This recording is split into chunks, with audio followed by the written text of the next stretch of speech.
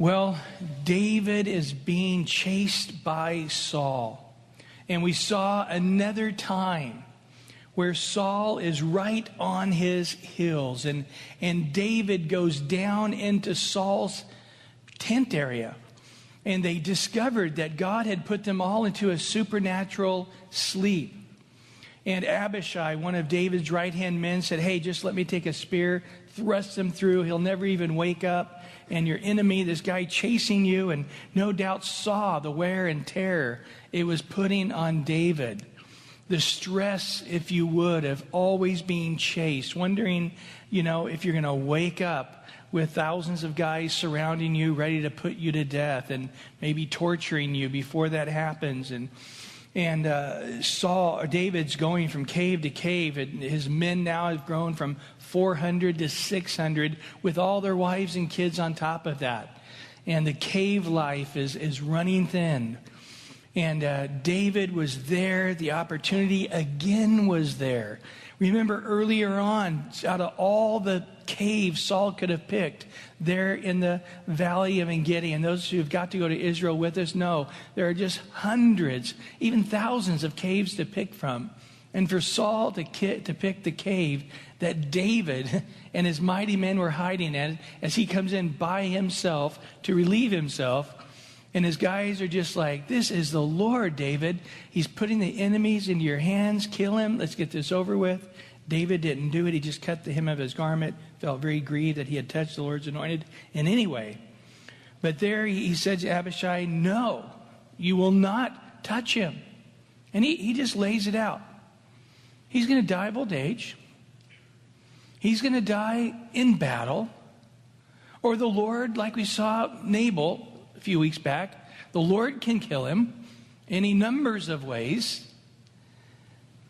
But there's no way ever in all of these different possibilities will I ever touch the Lord's anointed. Because understand this, there's no one that can touch the Lord's anointed and end up being guilt-free. We know in the Gospels, Jesus says, judge, and to the degree you judge, what?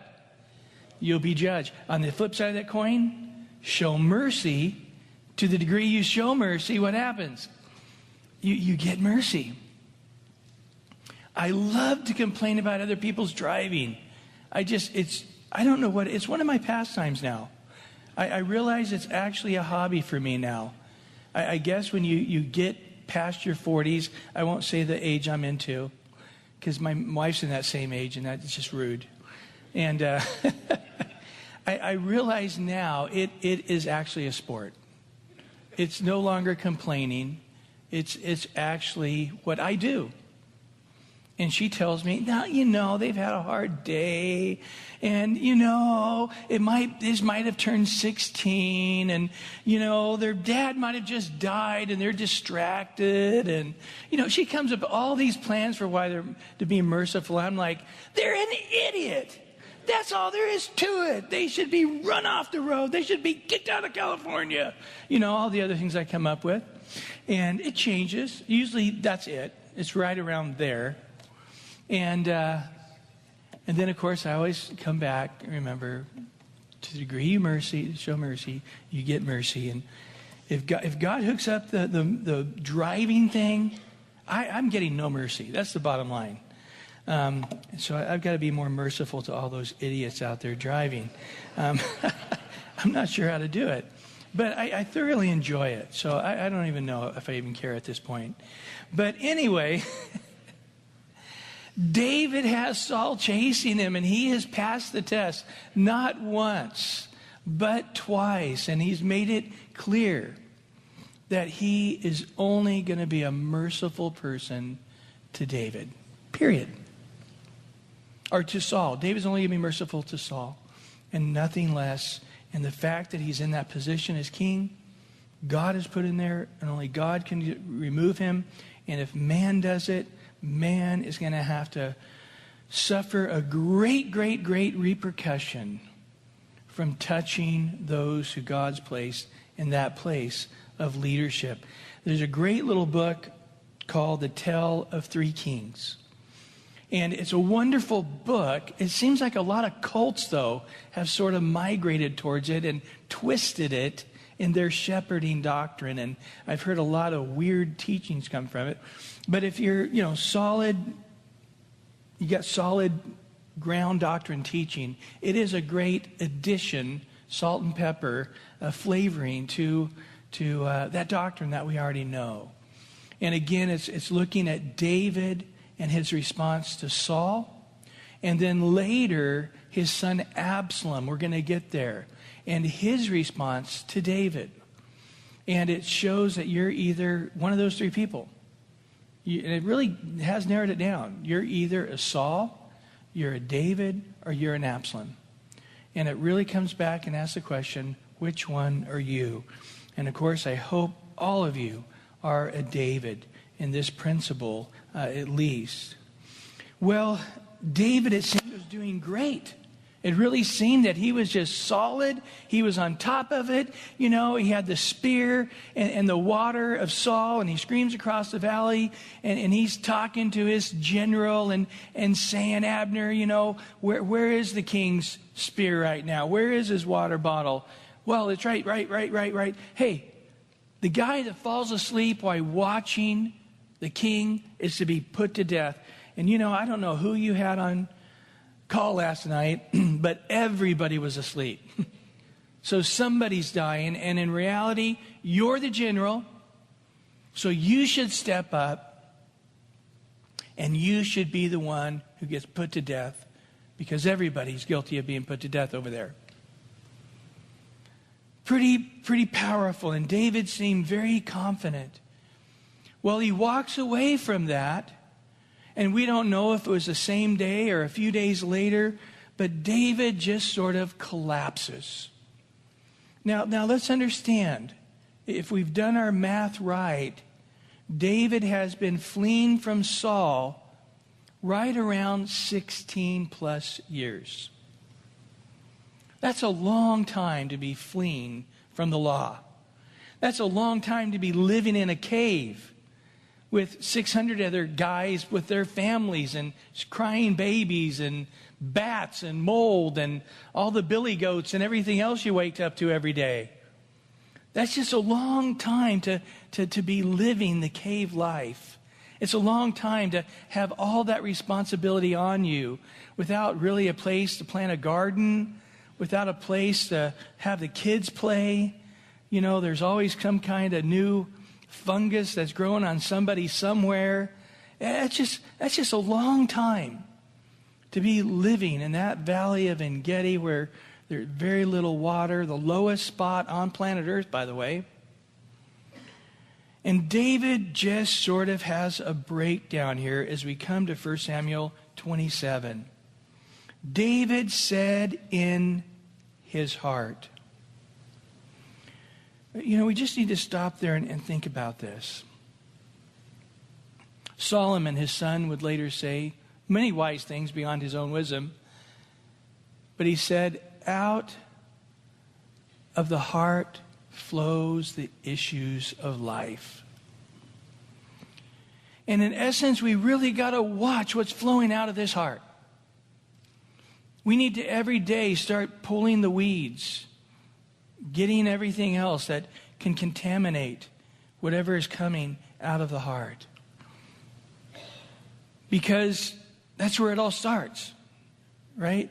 Jesus said, out of the mouth speaks what? The outflow of the heart. Jesus said, adultery and murder and everything else comes from the heart.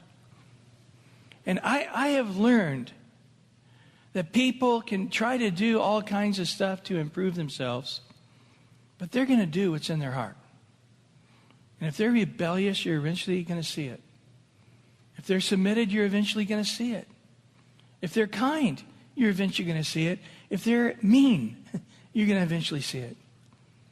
That in time, you're going to see the consistency of their character, of their mouth, of their choices, and it comes out of their heart. And that's the radical thing the Bible tells us. When we receive the Lord, it says in Romans 2 that God's Holy Spirit comes and circumcises the heart. And it takes that old sin nature away.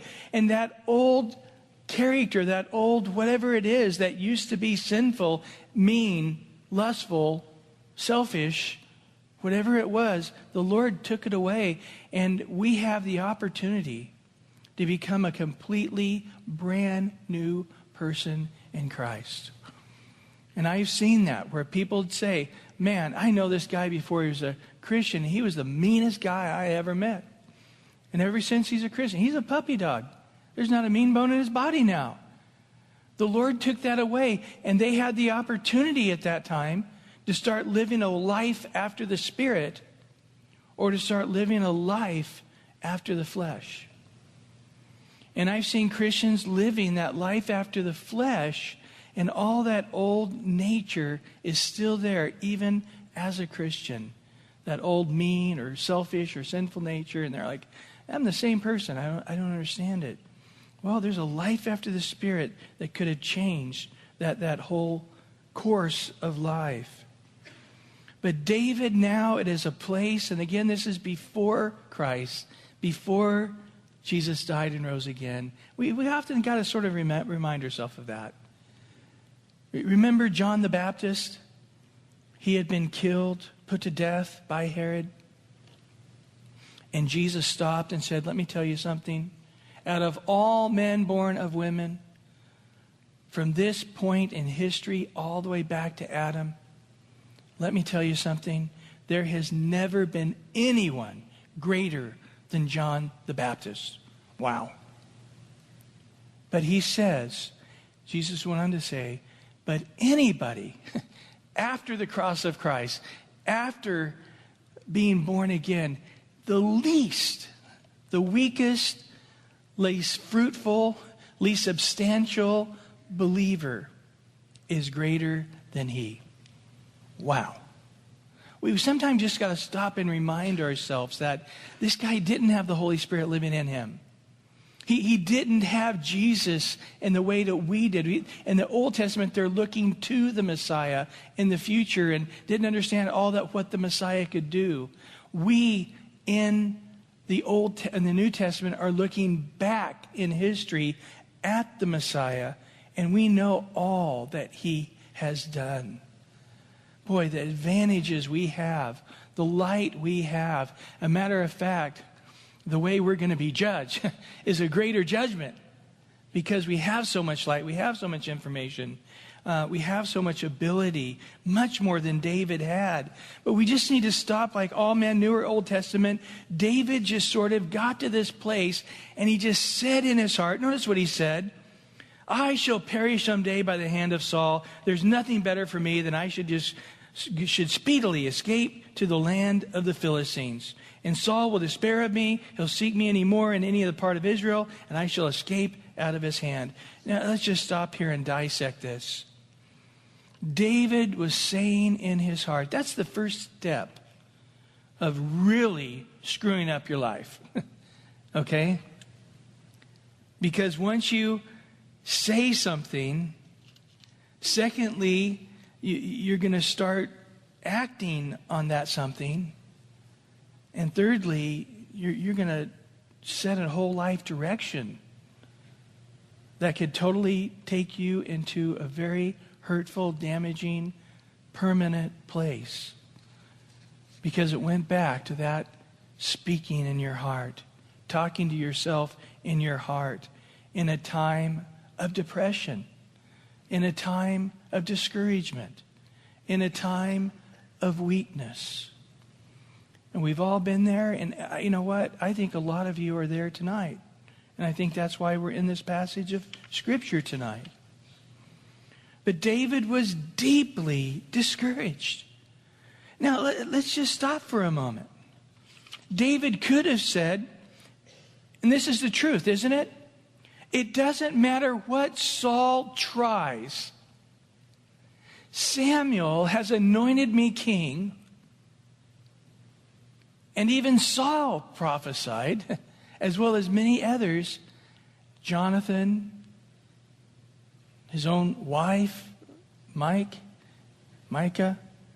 There's a number of others that prophesied to David and to others that were around, saying, you are going to be the next king of Israel. This was so clearly prophesied from so many different venues, from David as a little boy all the way up through as a man who again ended up being married into the royal house, was the number one general of Israel, even as a very young boy, who killed Goliath. I mean, we could just keep going through. And David could just say, Samuel came into my town, and he came right to my dad's house and said, one of your sons is going to be king. God told me. And all the people had substantiated that Samuel, when he prophesied, it was 100% from God. They had seen that God had raised him up, not just as a priest under Eli, but as a prophet in Israel and as the final judge of Israel. And they went through all the brothers. A lot of them are good-looking, king-type guys, sort of really good replacement for Saul-type guys. And he said, none of them. And he's like, I have no more kids. You have another kid. This can't be. Well, okay. Now, if you're going to push me like that, yeah, I've got this scrawny little redheaded kid out watching the sheep, and I didn't even invite him to this. I mean, that's how much he doesn't count. Believe me, in no way, shape, or form is he kingly material. He cannot be God's choice. Samuel's like, nobody eats till he gets here. Go get him. That's the next king of Israel. And here comes in this little scrawny shepherd boy. And of course, we learn later of these amazing anointed songs. We learn later about how by faith he killed the lion and he killed the bear. And with that same faith, he would go out and kill Goliath. And David could have said these things.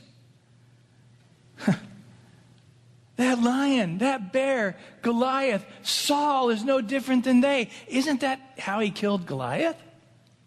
Hey, that bear, that lion, trust me, this big giant is no different than they. God's not going to let me die. I'm going to win. I don't need your sword. I don't need your spear, Saul. I've just got what I have in my hand. It'll be more than enough. The little slingshot. And even now, he's like, Saul has been trying for years to kill me. And every time God puts him right in my hands that I could kill him in a second, he puts him into a supernatural sleep. I could kill the whole army. God's already spoken it. It's going to happen. The prophecies of the Lord, I love that in 1 Timothy chapter 1. He still tells Timothy, God's giving you prophecies ahead of time, that by those prophecies you can fight the good warfare. In other words, there's times we get discouraged. There's times we just feel like we can't go on, that eventually the devil's going to win this thing, and we're just going to be humiliated, and we're just on the bottom end of this battle, and eventually the devil's going to win. Why not just give up now? We all have those thoughts and feelings. And David was having those feelings. And he, instead of having faith as he had been so perfectly doing, he just in a moment collapsed in all his faith. It just disappeared. It's this simple.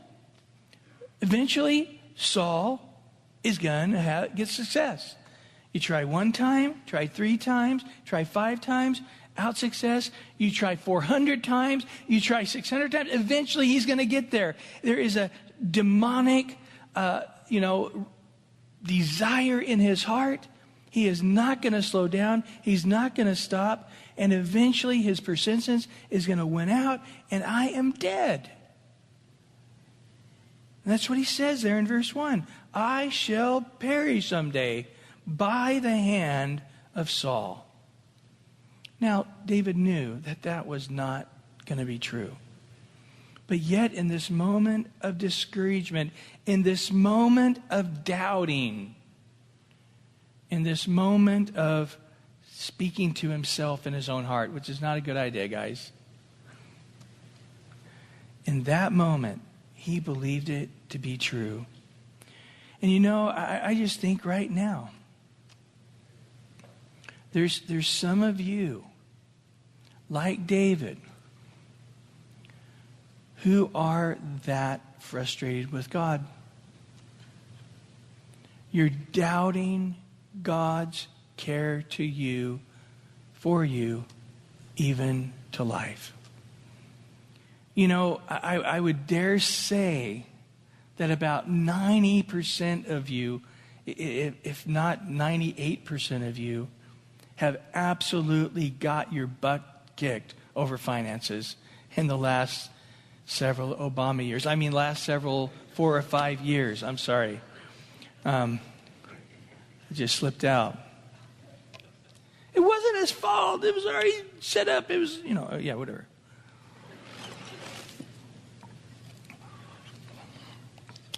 And so here you are, going, I can't believe I lost my house. I can't believe I lost the second house. I can't believe the house I rented, he lost the house. And I got kicked out again out of the rental. I can't believe I lost my job. I can't believe I lost my second job. And I got this third job that's not really even a job. It's not even paying what needs to get paid for. And it's humiliating. I had one leader say to me, and he's not the only one, several. I am now gone from a, 4,000 square foot home with 2 top-of-the-line cars into a 2-bedroom apartment with 3 or 4 kids. Depending on who talked to me, they weren't confused on how many kids they had. So one of the leaders had 3 kids, the other one had 4 kids.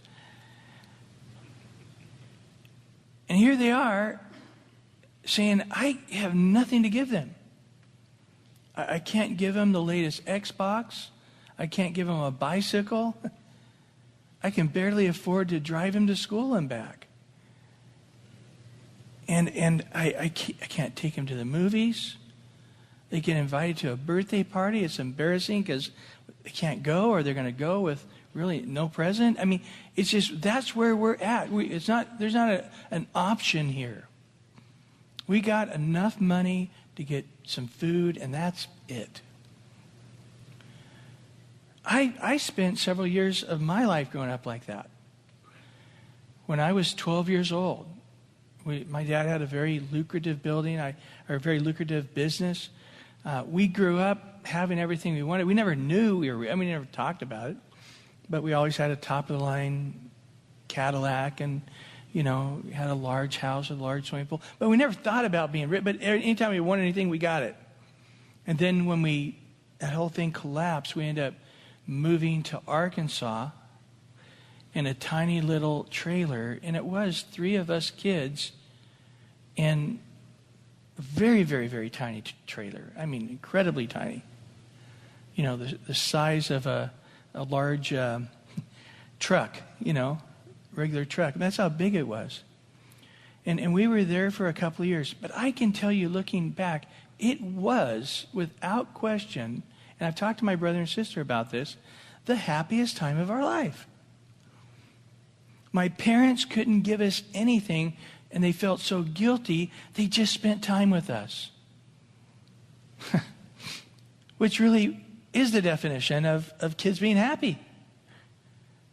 My dad would just hang out with us and build stuff and go out in the woods with us and cut stuff up and knock trees down and build forts and try to catch snakes and all those kind of crazy things.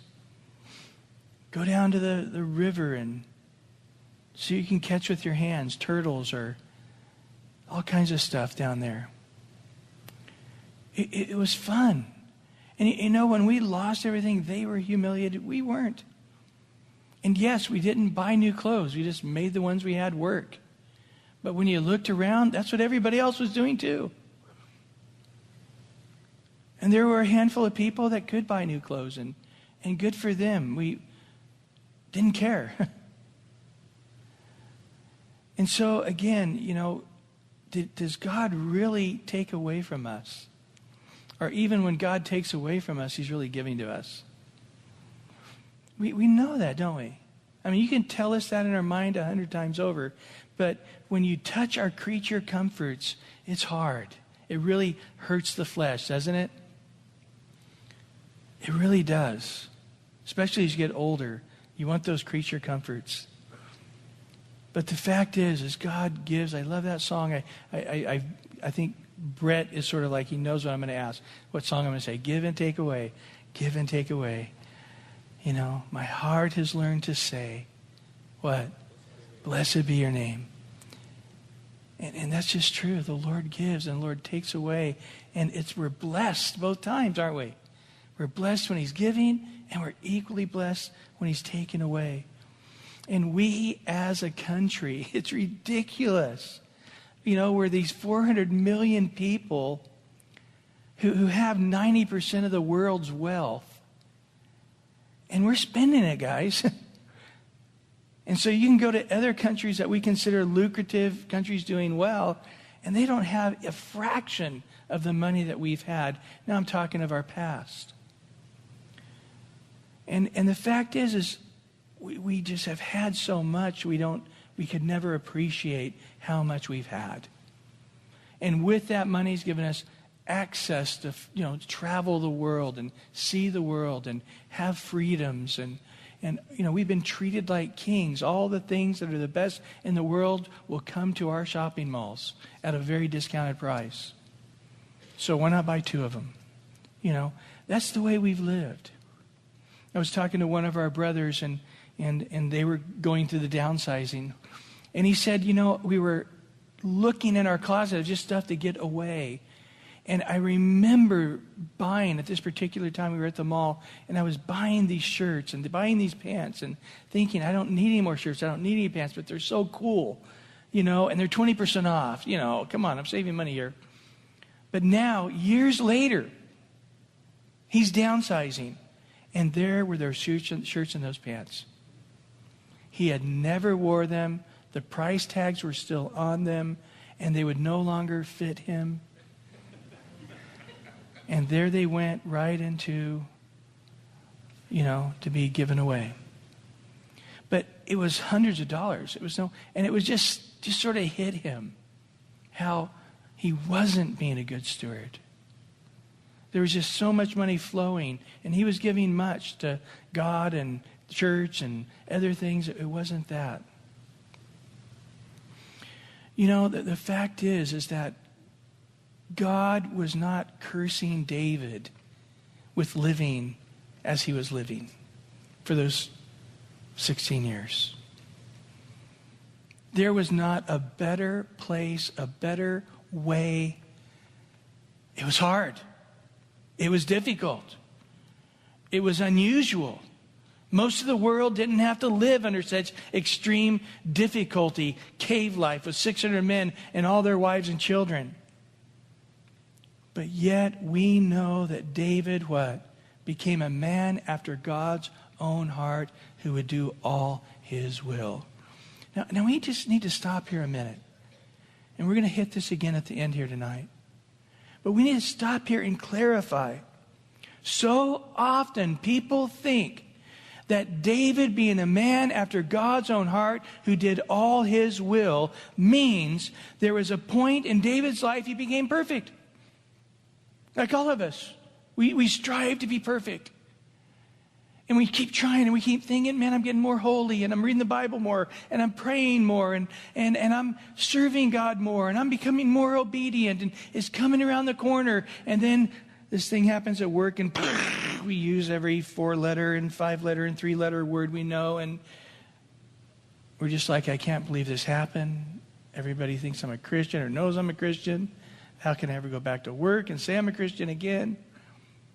Oh, I'll never be that man after God's own heart who did all his will. Or you'll be trying to be that holy, godly person in the home, and all of a sudden, boom, you blow your top and you're yelling and screaming at your kids, and you punt the dog across the lawn. It was a great punt, though. You're just like, man, that was good. Should have went pro. And off he goes, and the kids are all like, ah, and the wife's screaming at you and threatening to call the police and whatever. And you're just going, I can never be that man after God's own heart who's done all his will. Because you have defined that as perfection. You know what? We're going to find David doing some horrendous things, sinning in horrible ways. And you're going to be going, even if David turned around the next day and became, for the last 40 years of his life, this perfect man of God, how could God ever say he was a man after his own heart who did all his will? Because God never defined that as perfection. David, from a very young man, was a man of grace. He looked to God as the God of all grace. What does that mean? That he looked to God and said, I can never live on this planet without your love, without your mercy, without your kindness, without your goodness, without your forgiveness, without your mercy. I can't survive here. And God is just like, here I am. The New Testament, they're going to learn all about it. David, you're a man ahead of your times. You can come boldly into the throne of grace and receive all the grace and the mercy you need in your time of need. The righteous man can fall 7 times. Solomon, his son, wrote this. And he can get up 7 times. Because God's the God of all grace. Where sin abounds, what? Grace abounds more. David was a man who would sin greatly, but he believed in a God who could forgive even more greatly. Psalm 23 was him wrestling with this. He had just committed adultery with Uriah's wife, Bathsheba. And then she got pregnant while he was out fighting in a battle David should have been in, but instead he was staying home and was checking out all the beautiful women, ended up having an affair with Bathsheba while her husband's out fighting his battle. And then he tries to cover it up by getting Uriah home, getting him drunk. First he said, hey, go be with your wife. And Uriah's a man of honor. He goes, I'm not going to go with my wife. If all my men can't be comforted by their wives, I'm not going home. I'm on the battlefield. I'm just back here giving you the latest update. And so then David called him back again, tried, oh, I'm going to get you drunk. And then his drunken stupor, he would go to have relations with his wife. And they would be able to say, oh, that's when he got pregnant. But even then, in a total drunken stupor, he kept his integrity and slept outside on the porch like a dog. And so David said to his general, I can't compromise this guy, so I need you to kill him. So call all the men to go fight, and then tell everybody to get back real quick except him. But his general, being a more deviant person than David was, didn't want it to look like one guy was pointed out, so he just had the whole platoon killed. So David, trying to cover up his adulterous affair, had a whole group of guys killed. And his general's like, success. And David is just going, this is horrible. One of those mighty men of valor with me who went through thick and thin, were loyal, would die for me. I just set him up to be murdered so I could get his wife to be my wife, to have a baby with her. That's the kind of stuff that David wrestled with. This man of God, after his own heart, who did all his will. Well, David went, as he went through Psalm 23, and he just wrestling, going, no, this is wrong. I'm going through the valley of the shadow of death, and God shouldn't forgive me. But then he, even there, realized, no, even there, even at the lowest place human nature can go, betraying close friends, loyal friends, even having them murder, even in those kind of sins, God's forgiveness is still greater.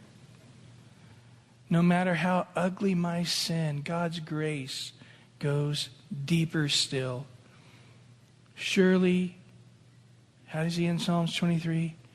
Surely his goodness and mercy shall follow me all the days of my life, And I really hope with both fingers crossed and a rabbit's foot in my pocket that I shall dwell in the house of the Lord forever. Is that what he says? Surely goodness and mercy shall dwell with me all the days of my life. And what? I shall dwell in the house of the Lord forever. Even horrible sins, even wicked sins, even selfish, plotting out ridiculous sins where men are murdered. Even there, God's grace is greater. And David, if you is a man after God's own heart, because he was a man who believed in the mercies of God, and there was no end to those mercies. That is why he was a man after God's own heart who did all his will, not because he was perfect. God goes to crazy lengths to show us how imperfect he was, how sinful he was. There comes a point going, I'm sinful, but not sinful like David. Yeah, God's got to forgive me, but not like that. I'm not a murderer. I'm not out having an affair and killing off her husband with all his best friends down at the, pool hall. But the fact was, it wasn't about David grading him on sin or lack of sin or little sin or much sin. That was never the issue. That was your issue. Why was a man after God's own heart who did all his will? Because he was a man who looked at God and saw mercy and love and kindness and goodness, and there would be no end to God grabbing a hold of us. Jesus said it, "Lo, I am with you," what? Always, even to what? The end of the earth. I who began that good work in you, Jesus says, will what? I will complete it. We are more than conquerors because what? Because of his love for us. Neither height, nor depth, nor principalities, nor powers, nor things present, nor things to come can separate us from the love of God. You see, if you grab a hold of those things, and by faith you believe in those things, and that's how you're living your life, just moment by moment, rejoicing in the grace of God, then you are a man, a woman, after God's own heart, who is doing all his will. Because grace is causing you to have joy. Grace is causing you to have faith. Grace is causing you to open your eyes, and doesn't matter how sinful this person is, or how weak this person is, or how annoying this person is. God has a plan for their life and can heal them and forgive them and restore them and use them, right? Amen. And that's the way David saw himself. And that's the way David saw the world around him. And that's why he was a man after God's own heart who did all his will. But at this moment, David's faith is dried up. David is speaking in his heart not of faith, not of grace, not of a trust in God. He's just right now being heavily attacked by the enemy. He's just exhausted from years after years of having to flee for his life under the pressure of Saul, having the pressure of all of these guys depending on him, having the pressure of living in this cave, and he just snaps. I'm going to perish here someday. Saul's going to finally win this battle, and he's going to kill me. And then he says a horrible thing there in verse 1. There's nothing better for me than I should just escape to the land of the Philistines. Understand, guys, to leave the promised land was a great sin. God said, you're going to come into the promised land, and my blessings for your life will be there. Don't leave. Stay there. Abraham comes down. The very first thing, there's a famine. Got to go to Egypt. Comes back from Egypt with all this wealth and Hagar. Just nothing good came out of that. Every time Abraham lost faith and left the promised land, it was just hardship on him after that. He just continually, really, the rest of his life reaped what he sowed from those choices. And again, this is for the children of Israel, and this is a picture for us. There's not a geological location where God is, I'll bless you here and nowhere else. You know, we talk about marrying, mixed marriages and so forth. And I've had people come up saying, man, you should have clarified, you know, I'm a black man married to this white woman. He said mixture is not of God. No, it's like, oh man, no, it's not talking about, you know, Italians with Filipinos. It's not talking about that. This is an Old Testament concept of the Jews marrying Jews, and there is no other rules outside of that. It doesn't matter outside of that. If you were a Jew living in the Old Testament under the law, then that's it. Outside of that, that verse doesn't apply to anybody ever again. Okay? We in the faith want to marry somebody who's on fire for the Lord as you're on fire for the Lord. But there's no way to qualify that, and there's no sin in that. But what are we talking about here? David knew out and out he was sinning by leaving the promised land and going to the land of the Philistines. And so understand in David's mindset, there's nothing better for me than to just leave trying to live in the will of God. I'm done. I know for a fact if I start living a life outside God's will, I can improve my life. And this is exactly what he does. He becomes a bandit. He goes into villages and kills everybody. Man, woman, child, doesn't leave any witnesses, and he does this for years. Okay? He made a plan and it worked. He's going to pay the consequences of that plan in a way that he never realized. But let me tell you something. If that's you, if you're just at that place of discouragement, you've just sort of lost you're just doubting God's care for your life. And you're saying, waiting on the Lord, I'm done with that. Being honest, I'm done with that. Right now, I could make a conniving, dishonest, ruthless plan that everybody I know does. It's not out of the ordinary. I won't get caught. Even when I do get caught, it's going to get a slap on the wrist. I just need to quit trying to be this honest, forthright, righteous Christian. Because right now, I got a broken down car and 4 kids living in a 2-bedroom apartment. I'm done with this. I, in my own strength, can figure out a plan to get myself in a better situation than living in a cave with a bunch of kids and 600 men all needing meat, and their sons needing meat, and living down here at the lowest spot on earth where there's nothing living down here. There's not even water down here. I'm done with it. And then Saul, this whole guy, the reason I'm fleeing for my life, he's going to say he's gone over the land of the Philistines. Forget him. Forget him. That's a sign from God that he'll never be the king of Israel. And that's basically what David has said. I've been sort of living my whole life around this prophecy that one day I would be king. And here I am decades later, just a wore-down man. And wearing everybody else down around me, trying to wait on God's perfect will for my life. I'm done. And if that's you here tonight, boy, I want you to come back and say, living for the will of God is hard. It makes us pilgrims. It makes us strangers passing through. There's that wonderful verse in Philippians 4:13, and I can do all things through Christ who strengthens me. You know, so you picture catching the football or throwing the football or, hitting the home run. I can do all things through Christ who strengthens me.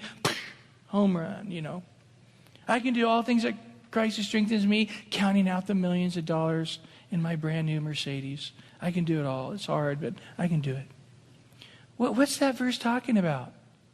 If you read the verses before Philippians 4:13, Paul says, I've been rich, I've been poor.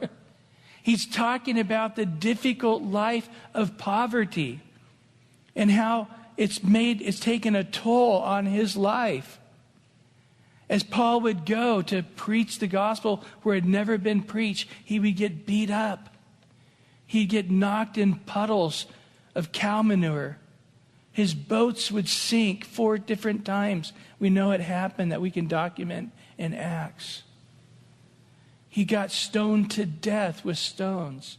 He got arrested and put in jails where he'd be beaten by whips and rods and humiliated time after time. And all he had to have to do is say, I'm a Roman citizen. You can't touch me. Oh, man, we're so sorry. Forgive us.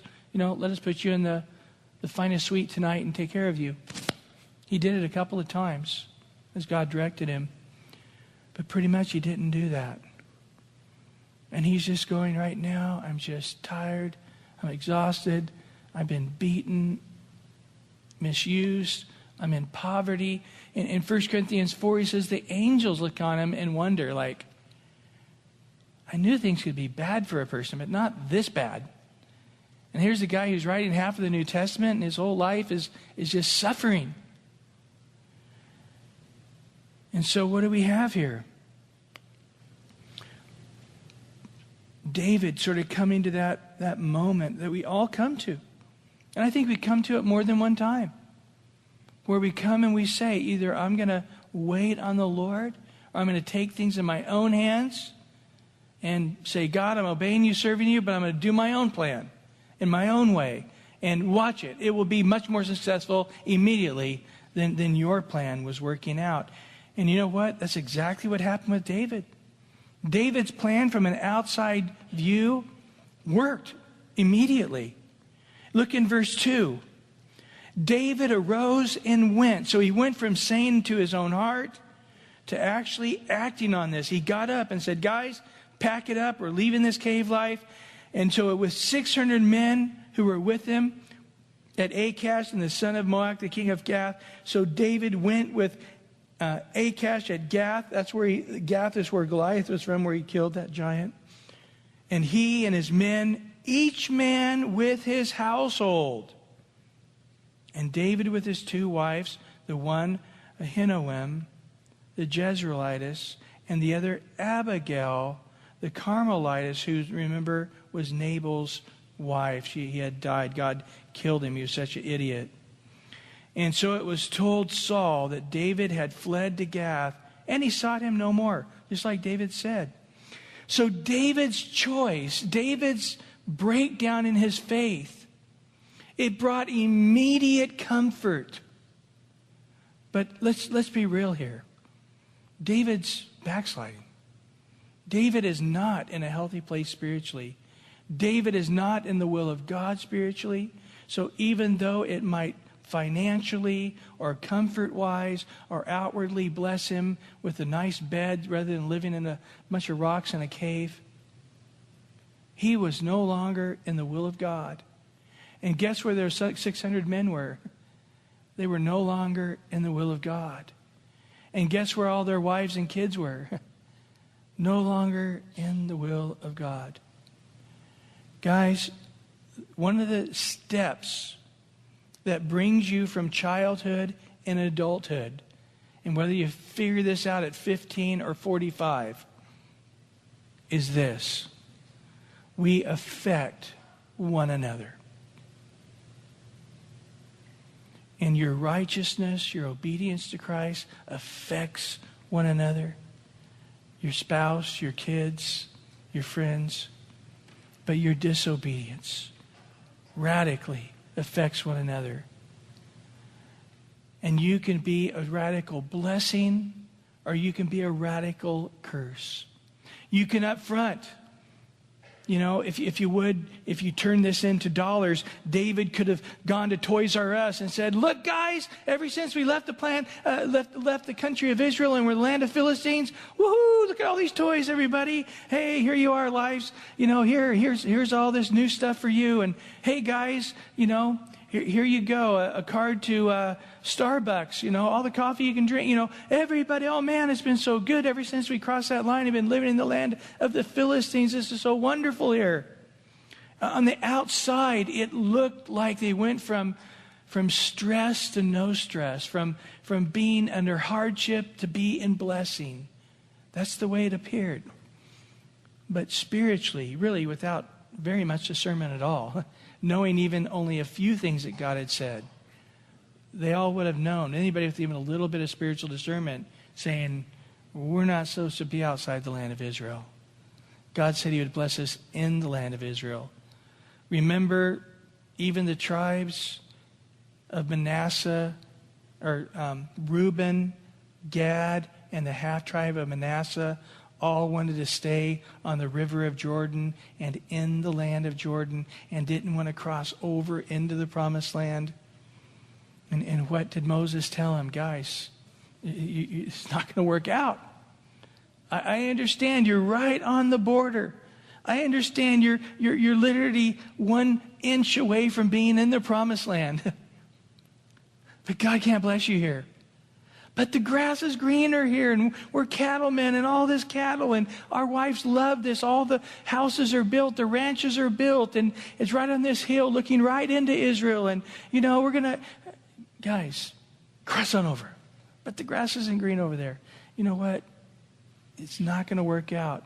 Sure enough, the first tribes that were taken captive, the first tribes ultimately that were destroyed, was those 3 tribes. When Jesus in the Sea of Galilee crossed over and went to the area of the Gadareans, this tribe of Gad, what did he find there? Demon-possessed guys that nobody could control. It doesn't work. And they knew they weren't where they should be, even though the immediate outside blessings looked great. It wasn't going to happen that way. And so going back here, in verse 5, and David said to Achish, so the king of the Philistines, if I have now found favor in your eyes, why would David care? Imagine David walking out to fight Goliath. Now, Goliath, is there anything I can do to find favor in your eyes? How can I please you? Let's just sit down and talk. Can I massage you here? Boy, what a big hand. Let me massage you. What does he care about the pagans, the enemies of God, whether he's pleasing them or not? Boy, that's a telltale sign, isn't it? In essence, he's asking Satan, am I being the person you want me to be for you? Or how can I change to be the person, devil, that you want me to be? In essence, that's what he's saying. And he says, now, if I found favor in your eyes, let them give to me a place in some town in the country that I may dwell there. We're going to find this is important to David. He was tired of being a vagabond in the caves that wore him out. I want a place to dwell, a city with walls, with a kitchen, with a bed. And why should your servant dwell in the royal city with you? I know I've been here. Really, he was tired of this guy keeping an eye on him. He wanted more freedom. So Achish the king gave him Ziklag that day, verse 6. Therefore Ziklag has belonged to the kings of Judah to this day. Now the time that David dwelt in the country of the Philistines was 1 full year and 4 months. David, from the time he fled from Saul to the time he was announced king, would be 17 and a half years. And then there would be a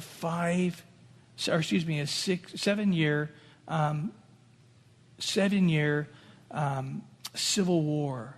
It'd be 22 and a half years before David actually would take the throne of Israel.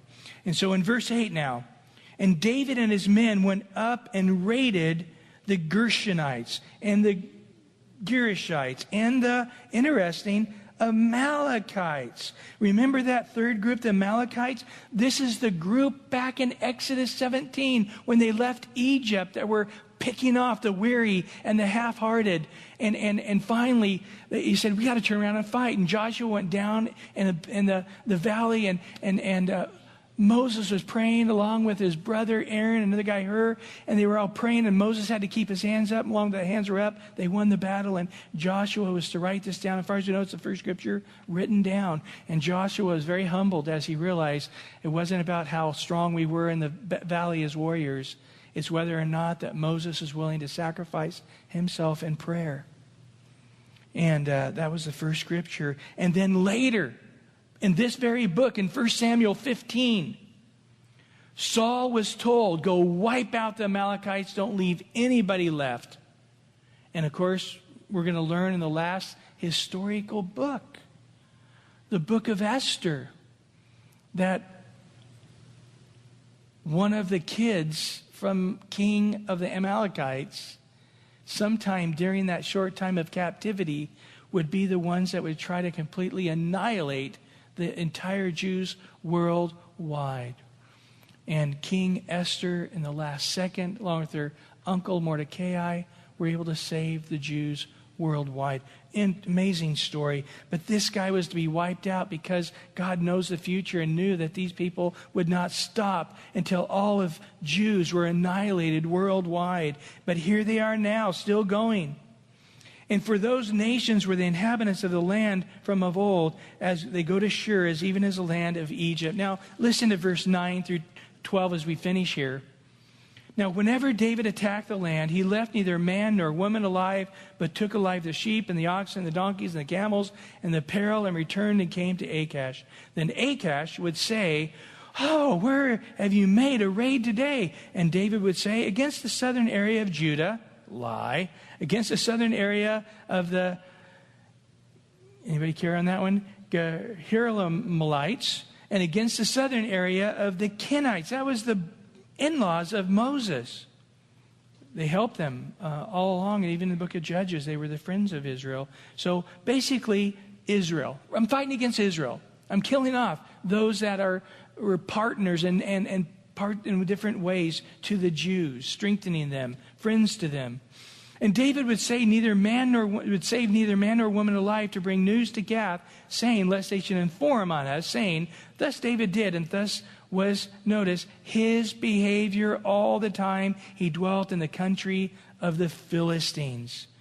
David was a raider. He would take his 600 mighty men, not against a group of warriors. He would just go into a village, and one of the most evil ways you can imagine, just cutting open men and women, farmers. All the kids would die. Everybody who was human would die. And David did it that way so they couldn't come and tell the king of the Philistines that it was him, not fighting against Judah, but actually fighting against those who would strengthen the Philistines. Why is that such a big issue? Because later, when David was walking right, he would come to God and say, I got your heart, Lord. We're supposed to bring the tabernacle that's falling apart to Jerusalem. This is your dwelling place forever. And I need to build a temple worthy of you. And I know it's going to cost billions of dollars, and I'm going to give it all, and I'm going to give my life to do this. And God would say to David, you got my heart. You're absolutely right. And the answer is, you can't do it. Why? Because you're a man of bloodshed. Going back to right here. Guys, we reap what we sow, huh? We sow to the wind, we reap the whirlwind. And ultimately, David's calling on his life above being a king and anything else was to build a temple unto God, and he would not be able to do it because he left Israel, went into the land of the Philistines, and became a brutal man of bloodshed there to get just the spoils as much as he could, become a wealthy man. And because he did that, he could not fulfill the ultimate first plan of God's plan for his life. In essence, he'd have to take the B plan, not the A plan, which would be spending his life getting money together to prepare for his son Solomon to build the temple. And the final verse here tonight, verse 12.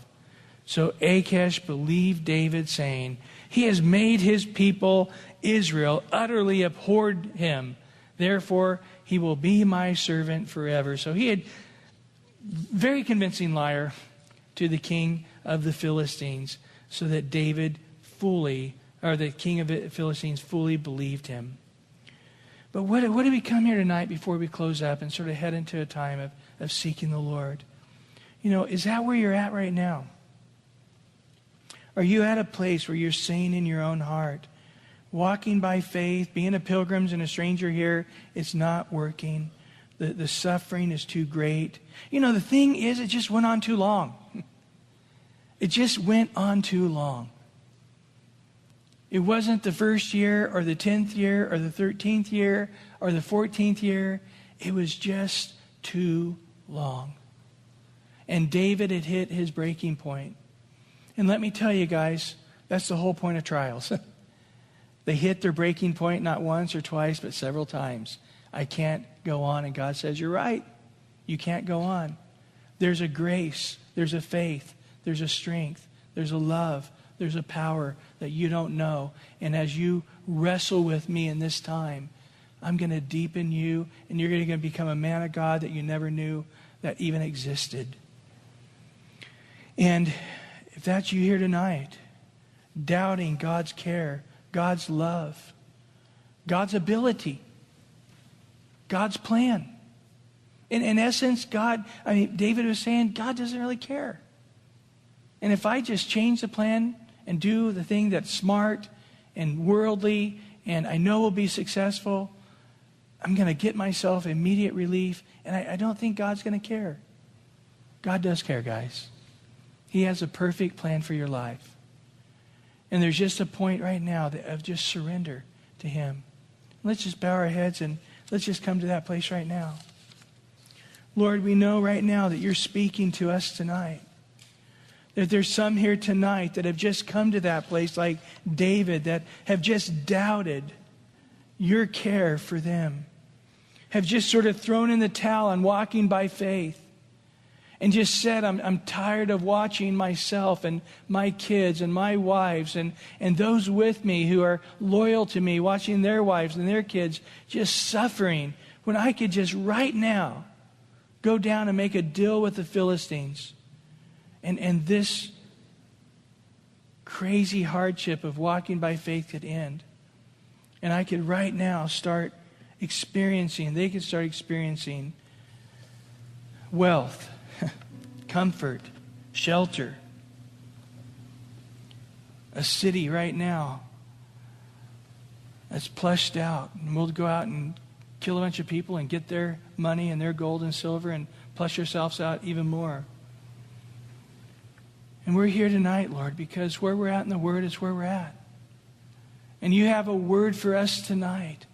As we've labored here tonight for about an hour wrestling with this chapter, there's something that you're doing deeper in some of us here tonight. And I ask in Jesus' name right now that you would just take your word like a two-edged sword and just pierce it right now into our hearts and our minds. You guys have been sitting way long enough. Let's go ahead and stand up.